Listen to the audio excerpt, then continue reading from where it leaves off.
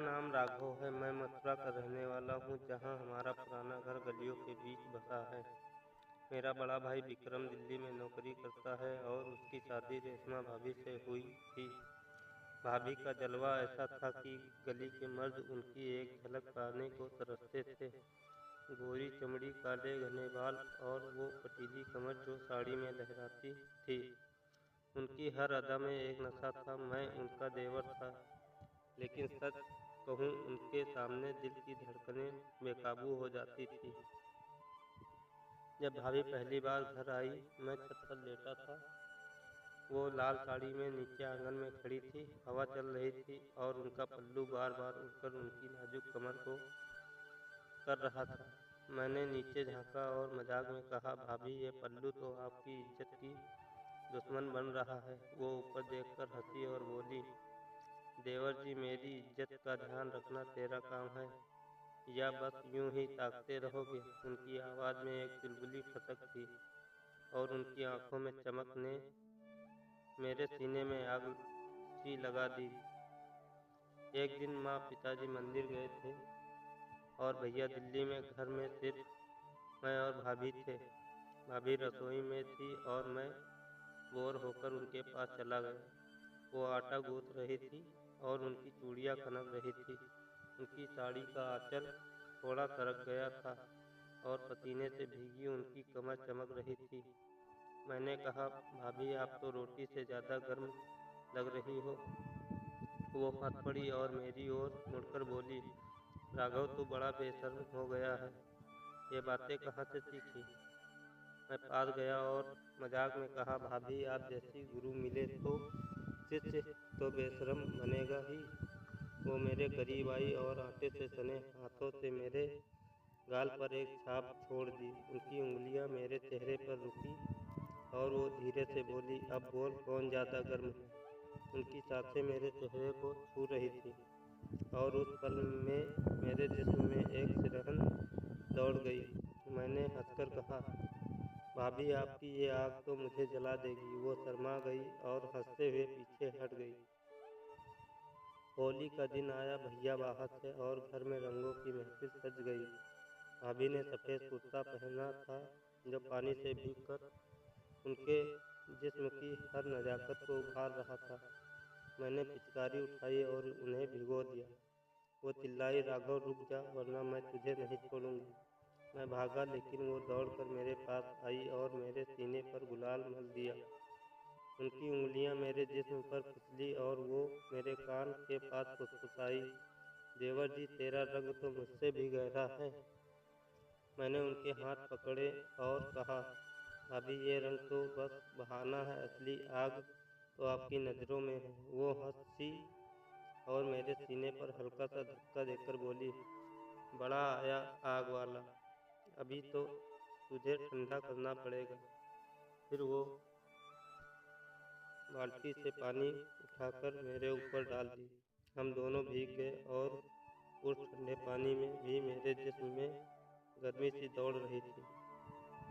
एक रात गर्मी की वजह से हम छत पर सोने गए। भाभी ने हल्की सी साड़ी पहनी थी जो हवा में लहरा रही थी। उनका पल्लू बार बार सरक रहा था और चांदनी में उनकी गोरी कमर चमक रही थी। मैं उनके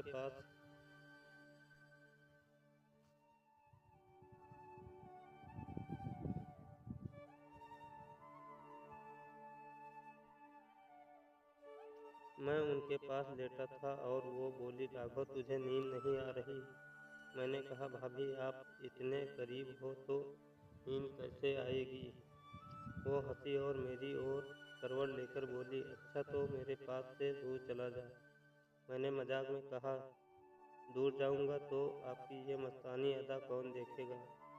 वो मेरे करीब सरकी और धीरे से बोली, तो देख ले, कितना देखना। उनकी सांसें मेरी चेहरे पर पड़ रही थी और उनकी आंखों में एक चमक थी जो मुझे पागल कर रही थी।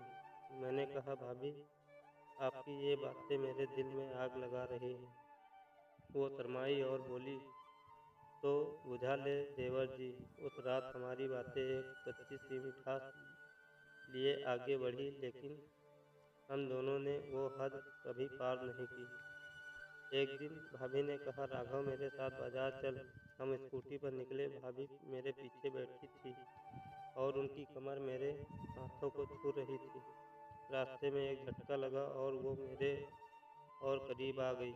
उनकी सांसें मेरे कंधे पर महसूस हुई और वो बोली, देवर जी धीरे चलाओ वरना मैं गिर जाऊंगी। मैंने कहा, भाभी आप गिरेंगी तो मैं थाम लूँगा।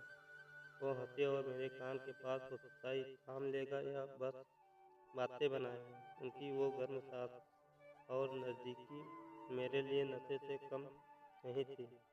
बाजार में भाभी ने एक साड़ी पसंद की और तुझे दिखाते हुए बोली, राघव ये कैसी लगेगी मुझ पर। मैंने कहा, भाभी आप पर तो गोरी भी पहन लो, वो भी हसीन लगेगी। वो हंसी और बोली, बड़ा चिकना बोलता है तू। फिर उन्होंने मेरे लिए एक कुर्ता लिया और कहा, यह पहनकर मेरे सामने आना, देखूं मेरा देवर कितना जवान लगता है।